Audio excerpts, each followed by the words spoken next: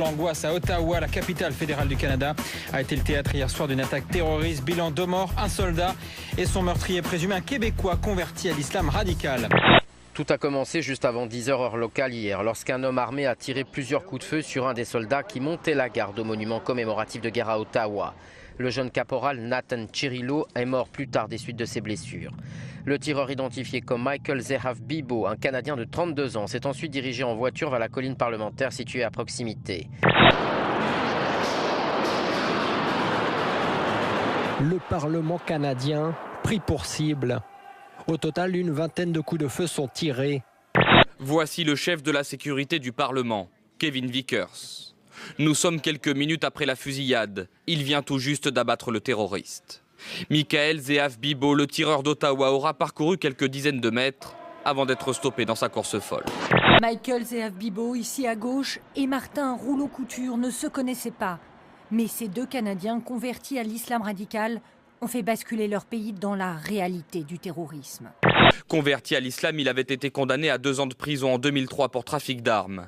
Les autorités canadiennes lui ont d'ailleurs retiré son passeport. Il était considéré comme un candidat possible au djihad à l'étranger. La menace islamiste est bien présente et qu'elle risque de nous frapper à tout moment. Souvenons-nous qu'au Canada, 48 heures plus tôt, un autre militaire a été fauché par une voiture de façon délibérée par quelqu'un qui était aussi de cette sensibilité islamiste. 2 jours plus tôt, la voiture de Martin Rouleau-Couture dans un fossé après une course-poursuite avec la police. Il vient de renverser sciemment à pleine vitesse 2 militaires près de Montréal. L'un d'eux succombe. Martin Rouleau-Couture a 25 ans. C'est aussi un Canadien de naissance converti à l'islam radical. Il a aussi voulu quitter le territoire pour faire le djihad. La police l'en a empêché. Il est entré en action sur le sol canadien. Voilà, hasard ou coïncidence, quelques heures après cette attaque, un homme a été interpellé dans l'enceinte de la Maison Blanche à Washington, dont il venait d'escalader la grille. Il n'était pas armé, a été immédiatement maîtrisé par les services secrets. Le dispositif policier renforcé à Jérusalem après une attaque à la voiture bélier. Vous voyez ces images de vidéosurveillance qui montrent un véhicule lancé sur un groupe situé à un arrêt de tram. Un bébé a été tué, 6 autres personnes ont été blessées. Le conducteur de la voiture bélier, un homme de 21 ans, a été stoppé dans sa fuite par un policier qui l'a abattu. Israël évoque un terroriste palestinien. La scène est surréaliste. Hier après-midi, nous sommes sur la rocade du port de Calais. À cause du trafic, les camions sont à l'arrêt. Des centaines de migrants essayent de monter à l'intérieur. Nous interrogeons ce chauffeur routier étranger. Il vient d'en faire partir quelques-uns, il est excédé et il découvre effaré qu'un migrant est en train de prendre sa place dans la cabine au volant.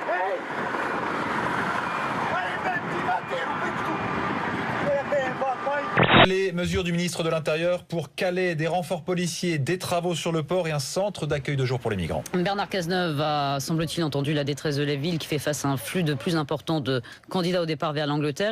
Il faut en finir avec la gauche passéiste. C'est la phrase du jour et elle va sans doute susciter beaucoup de réactions. Déclaration signée Manuel Valls. Est-ce que vous êtes socialiste ? Mais je le suis depuis 30 ans. Est-ce que vous êtes socialiste ? Est-ce que vous pouvez dire « je suis socialiste » ? Mais pourquoi vous faites ça, Pauline de Malherbe ? Non, pourquoi vous faites ça ? Le Premier ministre met en garde la gauche. Si elle ne se réforme pas, oui, elle peut mourir. Il n'écarte pas d'ailleurs un changement de nom du Parti socialiste. Mais ça n'a aucun intérêt. Vous me posez la question pour dire, regardez, il a dit. Mais je suis socialiste, je suis membre du Parti socialiste depuis 1980, depuis l'âge de 18 ans, parce que c'est mon engagement politique. L'idée même de changer de nom, il l'a porté au sein du Parti socialiste. Et je lui dis, cher Manuel, c'est une faute.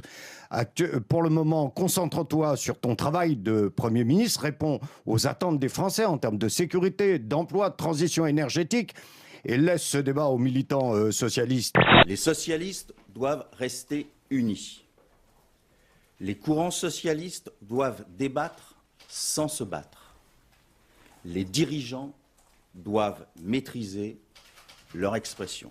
Allez-y, mais je sens bien que ce que dit Claude Barthelin et Jean-Christophe Cambadélis vous agace. Non, ça ne m'agace pas du tout parce qu'il faut me lire. Je dis tout simplement que nous ne pouvons pas continuer ainsi avec ces fractures au sein de la gauche et qu'il faut réfléchir entre toutes les forces progressistes à construire une maison commune. Alors ce festival permanent de la fronde s'inscrit dans un contexte celui d'une guerre de succession qui inspire ce montage ce matin à l'Opinion, qui titre sur la guerre de succession de Hollande, Hamon, Cambadélis, Hollande, Valls, Aubry. C'est vous le leuvre alors, hein? Bonjour, soyez pas timide, vous l'êtes pas? Bonjour, s'il vous plaît. D'ailleurs, c'est vous? En Marie-Antoinette? Oui. Vous n'hésitez devant rien, monsieur Templon. Tiens, viens. Voilà, il faut que tu sois.